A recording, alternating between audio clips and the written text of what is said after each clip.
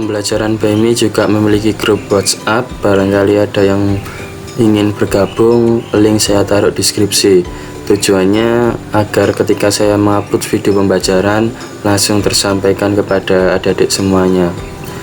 Selamat menyaksikan video pembelajaran BMI. Assalamualaikum warahmatullahi wabarakatuh. Kembali lagi bersama saya Kak Bayu di channel pembelajaran BMI.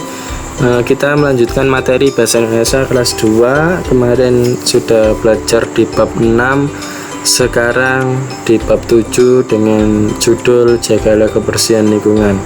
Nah, yang kita bahas hari ini yaitu materi apa aja yang kita pelajari di bab 7 guna persiapan belajar kalian di bab 7. Nanti penjelasannya saya jelaskan sedetail mungkin, makanya jangan sampai videonya di skip atau diloncat-loncat agar adik-adik paham dan materi yang diterima dapat seutuhnya dalam pembelajaran adik semuanya. Tentunya sebelum kita membahas lebih jauh materi di bab 7, ada tujuan pembelajaran yang harus kita bahas dan yang harus kita sampaikan terlebih dahulu agar adik-adik tahu tujuan belajar kita di bab 7 itu apa yang akan kita pelajari. Tentu saja Bapak Bayu ambil dari buku dari Erlangga, buku pena, dan penyajiannya buku tersebut sangat lengkap dan mempermudah adik-adik dalam belajar. Tentu saja Pak Bayu tidak disponsori oleh Erlangga ya. Oke, langsung saja di nomor 1. Tentu saja tujuan pembelajarannya di bab 7 itu menjelaskan topik dan informasi kunci dari teks, menjelaskan kembali isi teks prosedur dengan bantuan kata kunci, menceritakan teks prosedur buatan sendiri, menjelaskan penggunaan tanda hubung pada kata ulang, menulis kalimat berisi kata ulang, menyimpulkan perasaan tokoh cerita, menilai sesuai ilustrasi dengan isi teks narasi, mengidentifikasi informasi pada puisi anak, membuat puisi anak, terus membacakan puisi anak buatan sendiri. Nah, bagi adik-adik yang ingin bergabung di grup pembelajaran BMI, ada grup di link deskripsi, kemudian ada link yang ada di deskripsi kanal YouTube.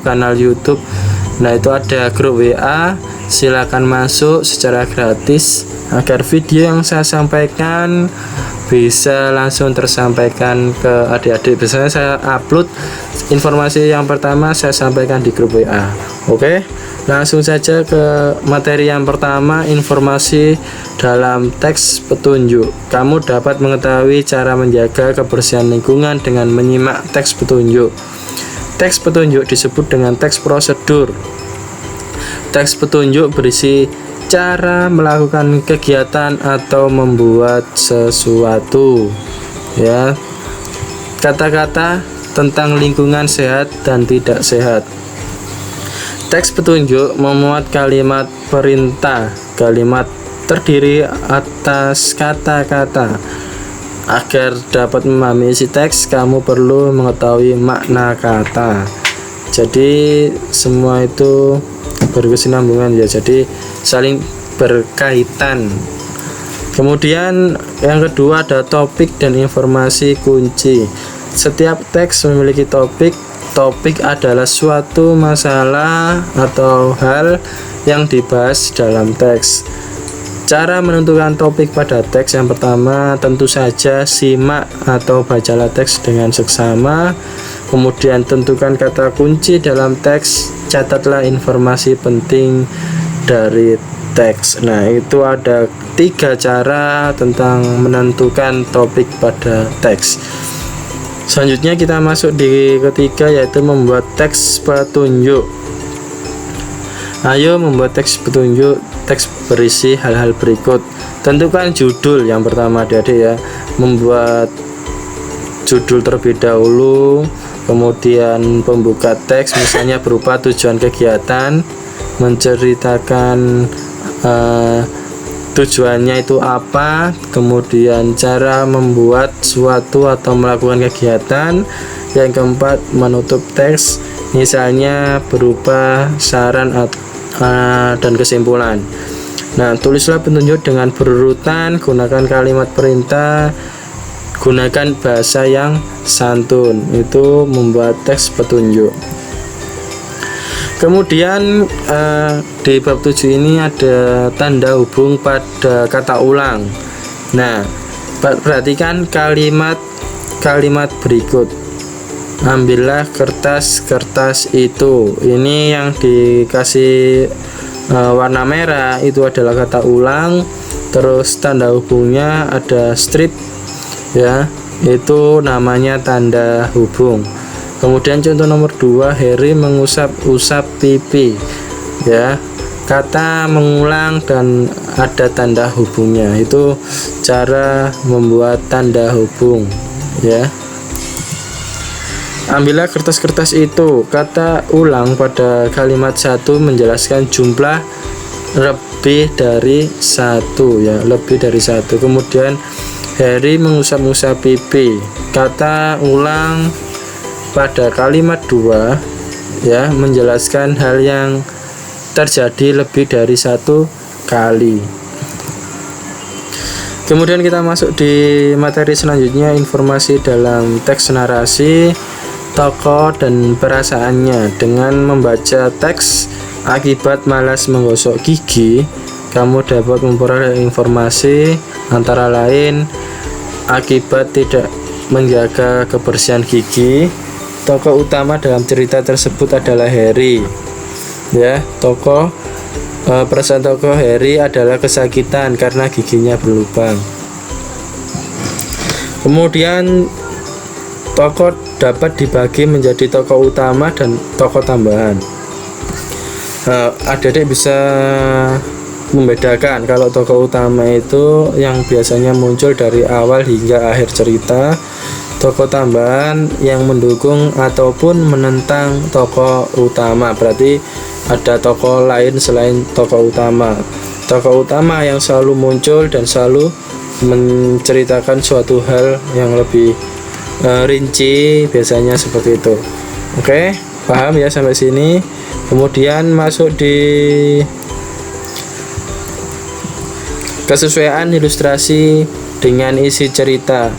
Ada ilustrasi pada teks narasi akibat malas menggosok gigi. Tadi belum Mbak Bayu jelaskan apa itu ilustrasi. Ilustrasi adalah gambar yang membantu menjelaskan isi cerita. Ilustrasi itu yang baik harus sesuai dengan isi cerita. Tidak mungkin ilustrasi itu tidak sesuai dengan isi cerita, apalagi tidak sama dengan judulnya, itu tidak mungkin, ya.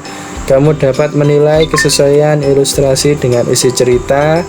Menilai kesesuaian ilustrasi dengan isi cerita harus disertai dengan alasan, ya. Alasannya apa agar sama sesuai dengan ilustrasi yang ada di baca. Kemudian kita masuk di materi puisi anak, ya. Sebelum kita membahas puisi anak, adik-adik harus mengetahui puisi itu apa, ya. Puisi itu karangan yang berisi kata-kata indah dan penuh makna. Ada puisi anak yang membahas tentang kehidupan anak-anak. Contoh informasi dalam puisi ini juga ada 3 cara dalam memperoleh informasi dalam puisi. Tentu saja yang pertama harus disimak terlebih dahulu, terus membaca keseluruhan isi puisi dengan saksama. Kemudian tentukan tema puisi, pahamilah setiap kata pada puisi. Nah, ini ada 3 cara memperoleh informasi dalam puisi. Lanjut, membuat dan membaca puisi. Yang pertama, tentukanlah judul. Pilihlah kata indah yang sesuai dengan tema dan judul puisi. Tulislah kata-kata menjadi 1 baris kalimat. Periksalah isi puisi, perbaikilah pilihan kata yang kurang tepat. Nah, ini hal-hal yang perlu diperhatikan saat membaca puisi. Di sekolah dasar atau SD, adik-adik biasanya ada lomba puisi.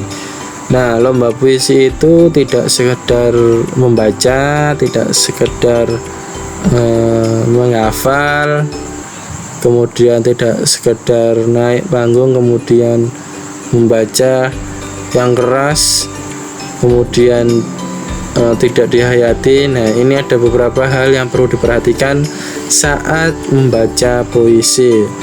Kalau keempat komponen ini bisa diterapkan di adik-adik semuanya, itu pasti nanti kegiatan lomba membaca puisi kalian itu pasti mendapatkan hasil yang maksimal.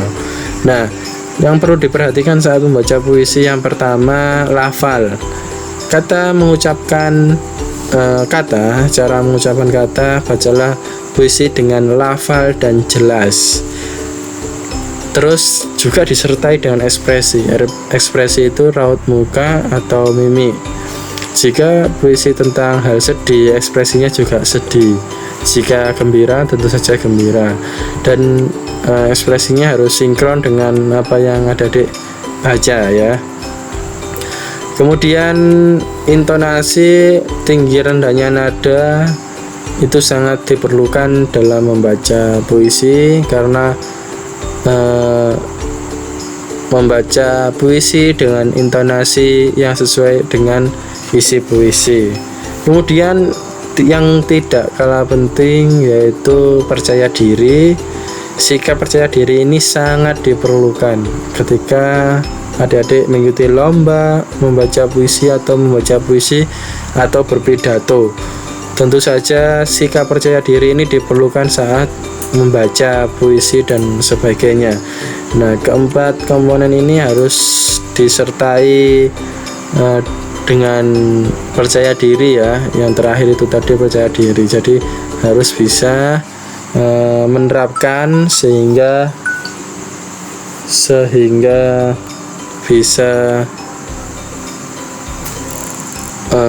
diterapkan. Terima kasih, itu saja dari saya, kurang lebihnya mohon maaf.